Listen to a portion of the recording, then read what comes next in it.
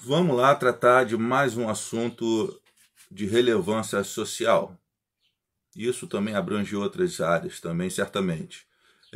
Convido você aí a deixar o seu joinha e se achar realmente interessante e válido esse assunto, que você possa estar compartilhando. Vamos falar sobre o quê? O que vem a ser abuso sexual ou mesmo violência sexual. Como eu falei, se tratando mais em relação ao incapaz, a criança, ao adolescente, o termo violência sexual foi acolhido por melhor expressar o ato sexual onde haja uma ou mais vítimas, seja por agressão, dominação, coerção, indução, em que o abuso ou a transgressão de direitos tem um cunho sexual ativo ou passivo. Pormenorizando o assunto, qualquer situação onde o agressor ultrapassa limites de compreensão da vítima, assim como a razoabilidade moral e social, infringindo na vítima danos, seja físicos, psicológicos e ou sociais, através de contato sexual direto, exploração, aliciamento, voyeurismo, que seja sem consentimento da vítima, ou quando da falta de entendimento, ou mesmo indução da vontade em incapaz. Isso eu falo da criança, do adolescente, daquele que tem algum problema mental, alguma deficiência. Então engloba todas essas situações aí. Então a gente para e pensa, mas quanto à estimativa aí, vamos falar um pouco sobre estimativa. Há uma estimativa muito baixa, menos de 20% dos casos de violência sexual que chegam a ser denunciada às instituições competentes de fato. Isso se dá pelo quê?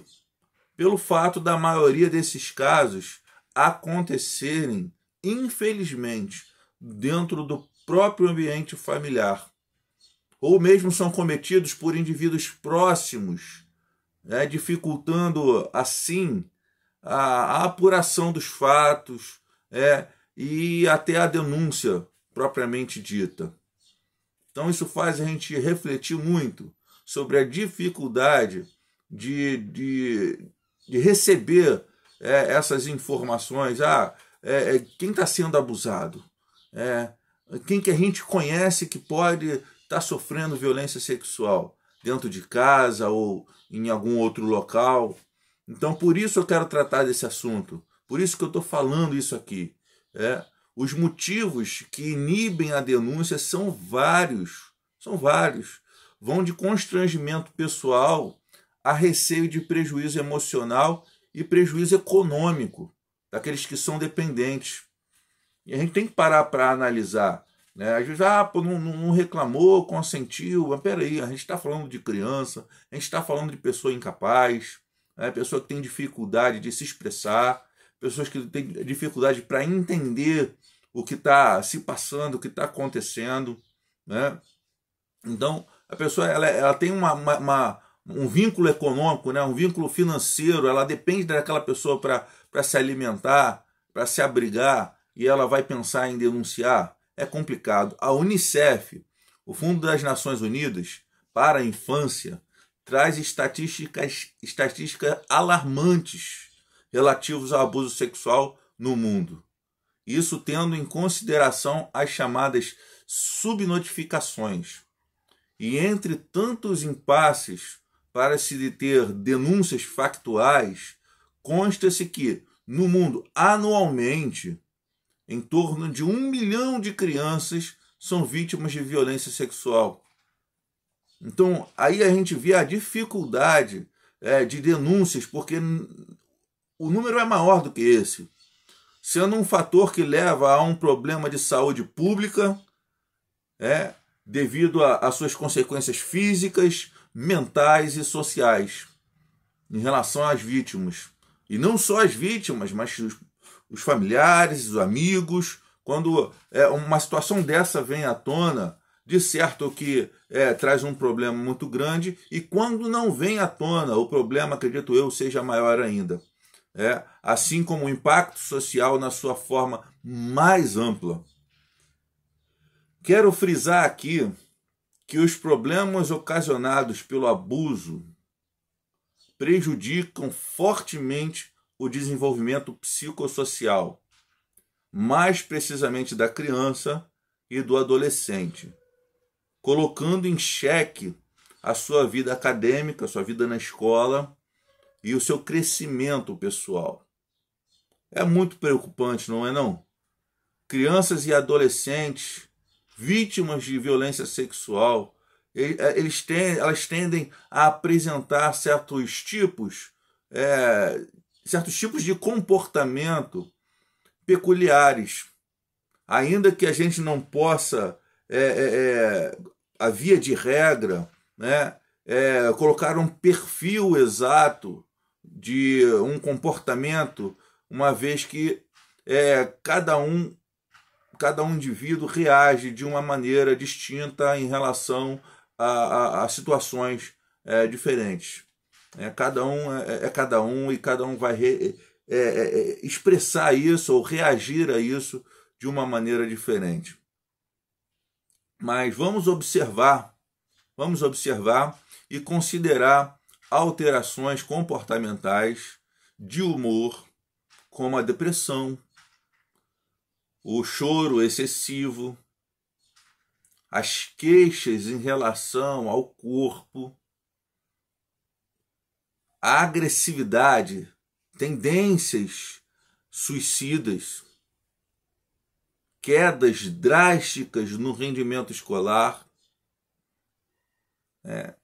até traumas físicos, principalmente, traumas físicos, isso é bom, tá sempre ligado em relação a isso. Entre outros que mais se destacam, entre tantos que mais se destacam, são o comportamento sexualizado, a sensualidade imprópria para a idade. O conhecimento precoce sobre o sexo também é um fator aí a ser observado.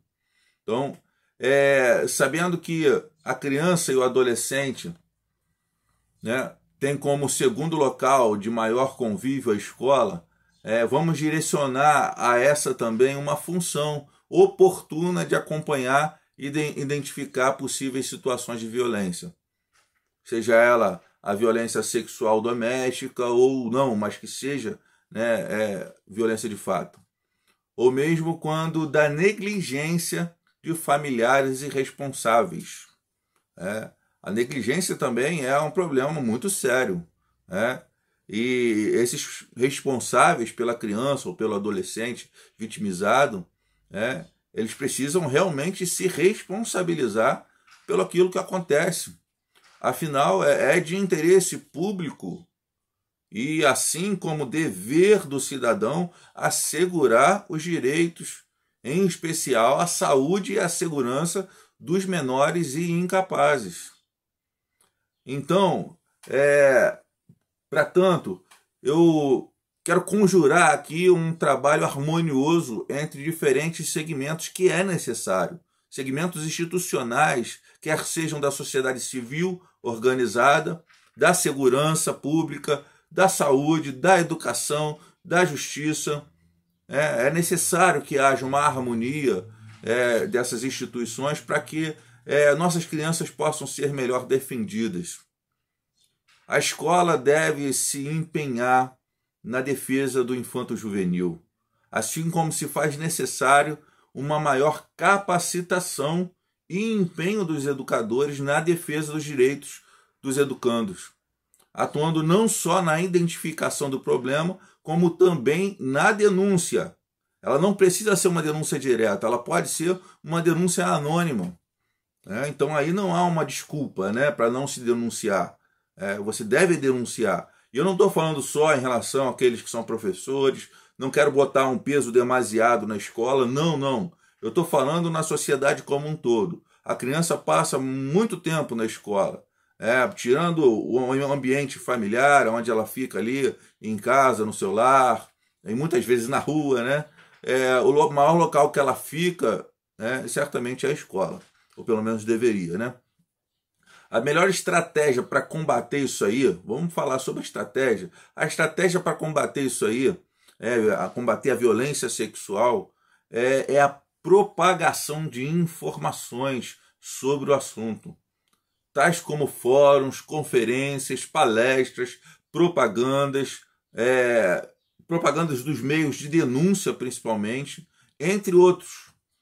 Porque quando você fala sobre o assunto, quando você deixa as pessoas mais ligadas sobre o assunto, há um certo constrangimento para esses lobos vorazes aí, que são malignos, né? De cometerem tais infrações, né? Tais crimes. Então vamos tratar mais desse assunto, vamos falar mais sobre a violência sexual, vamos difundir, né, esses meios de denúncia e falar que não precisa ser uma denúncia direta, pode ser uma denúncia anônima. Então ninguém vai correr atrás de você, ninguém vai te perseguir. E se isso acontecer, cara, é por um bom motivo. É por um bom motivo. Então eu deixo aí essa reflexão, tá? E mais uma vez eu peço seu like, seu comentário e compartilhe esse vídeo aí com o máximo de pessoas possível. Valeu e até a próxima.